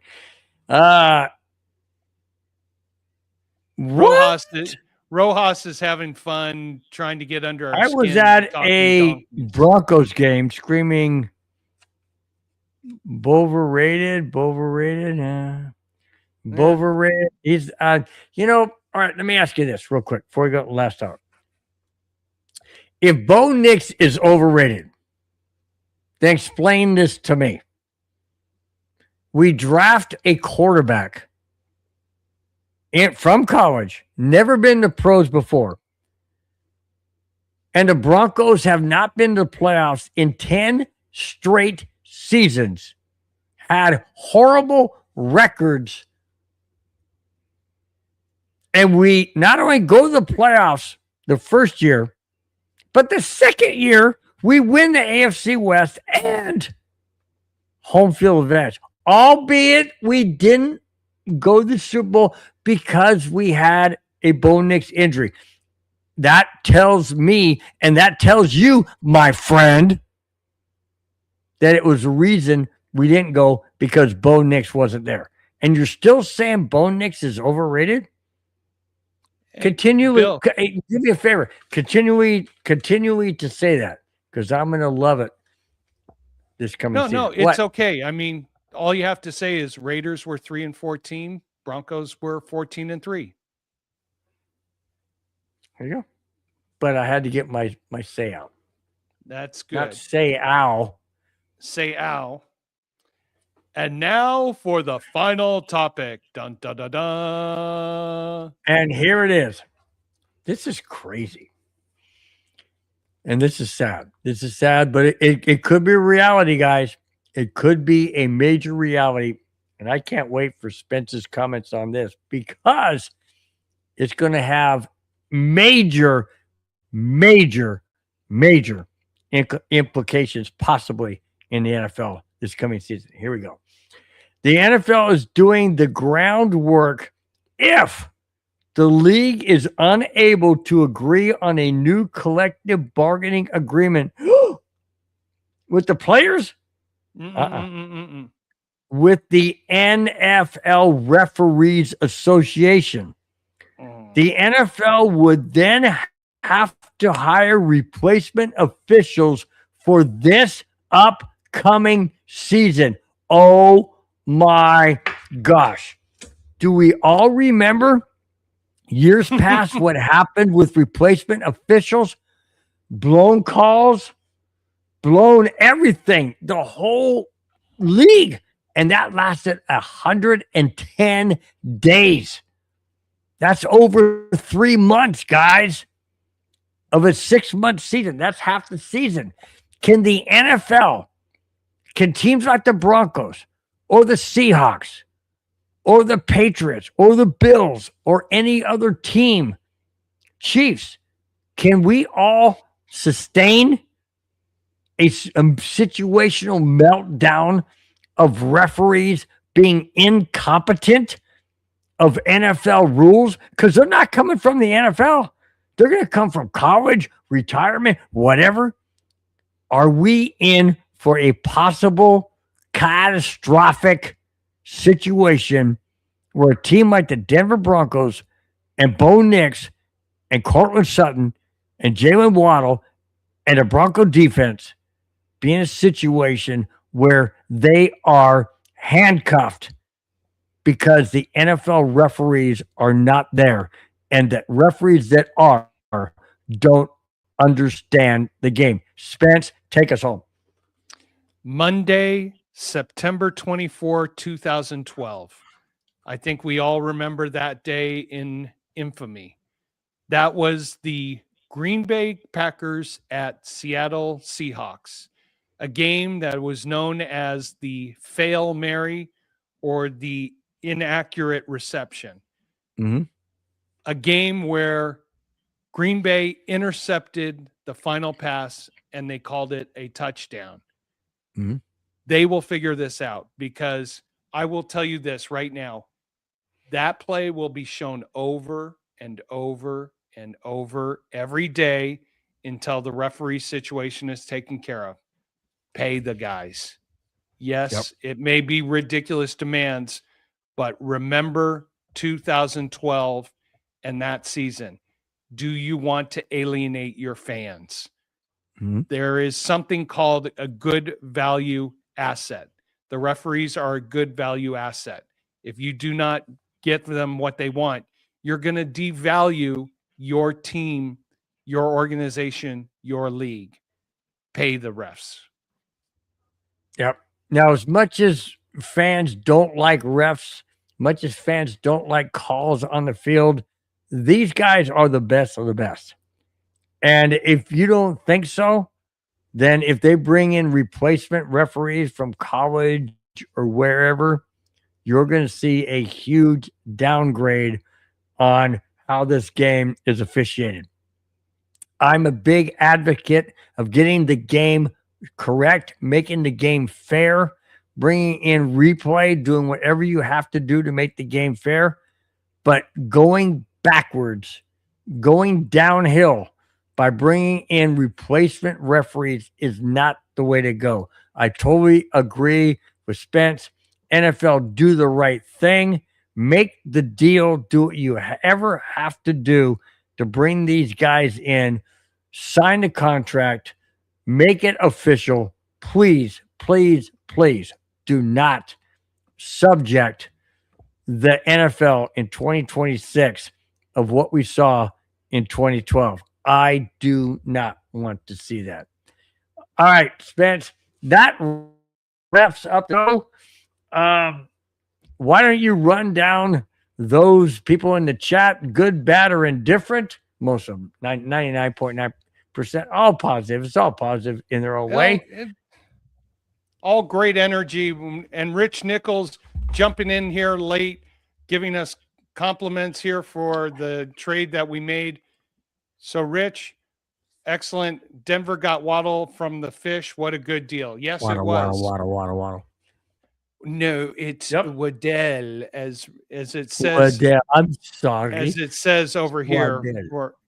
Waddle. Waddle. We'll start with Waddle. Clayton Huron. Hey, Clayton. Glad you were part of the show. Thank you so much. David Yonkin, thank you for checking in. Glad you were part of the show. Victory Lap. Yo, Victory Lap. Thank you so much. Kevin Underwood, you have a good night too. Thank you so much for being part of the show. Hong Bizing, hi to you too. Rudy Torres, you said my name right. Wow. That's Amen. amazing. Thank you so much. Madungus, yes, we know he spelled Waddle incorrectly. But whatever. He was doing the upper echelon snoble assessment of Waddle. Big E Bronco, thank you for being part of the show. Always appreciate you. Kevin Underwood's a real fan of the World Baseball Classic. Thank you so much for being a part of the show. DB4L3.3, 2022 was horrible. Well, yes, that's why we don't talk about it anymore. Corn 1999 said FDT. So I guess he's hating the Detroit Tigers or loves the fire department of Tennessee. Teflon Dan wanted to let everybody know that he ripped a fart. So thank you, Teflon Dan, for that. Ty Eagles, thank you so much for being a part of the show. Really appreciate your words of encouragement. Thank you so much. Dude. Nando Magic, go Broncos. Yes, we agree. Go Broncos. Brian. And Avalanche. Bryant brought up the Chuck Norris situation. Yes, Chuck, rest in peace. Thank you so much, Brian, for being a part of the show. Rodney Garcia, thank you so much for the super chat. We really do appreciate it. Absolutely. Thank you for being part of the show tonight. Paul Shader, what's happening? Thank you for being part of the show. Dylan Kuhn, yo, Dylan, some great one-liners tonight. Thank you for being part of the show. Raider Zach loves Raider Nation for life. Thank you very much, Raider Zach, for being part of the show. Jack Kenna is leaning sideways in Reno as he tries to stay up straight watching the basketball, and UCLA up by 4 with 8 seconds to go. Hopefully they can finish this off. Clifton Harris, thank you for being part of the show. Chewy, thank you so much for being part of the show. Really do appreciate it. Rojas Ramos really loves the Lakers, Dodgers, Raiders, and he likes donkeys too. He was talking about it in the chat, how much he loves donkeys. So thank you so much, Rojas. And finally, Rich Nichols, Waddle was a great trade. Thank you, Rich, for being part of the show. Kevin Underwood, thank you for all your comments and your capitalization of everything. Bill, take us away for the night. Guys, it's been fantastic. I almost was going to say we're not going to be here next week, but next week is not Good Friday. We will not be here Good Friday, which is 2 weeks from tonight. We will be here next week. Guys, we look forward to you being here. Thank you so much for being here tonight. You guys are outstanding as always. We love you. We welcome you here each and every Friday. Thank you so much for taking out a few hours of your busy night. And we look forward to seeing you next Friday. Have a fantastic weekend. Enjoy whatever you may be doing. Until next Friday, have a fantastic evening. We will talk to you then. Take care. Bye-bye. Fast lane when I pass in the street. Bag of money in the passenger seat. Simcoe's been asking for me on the road from the west to the east. Way up, I might never come down, cause the coast's racking up the flame.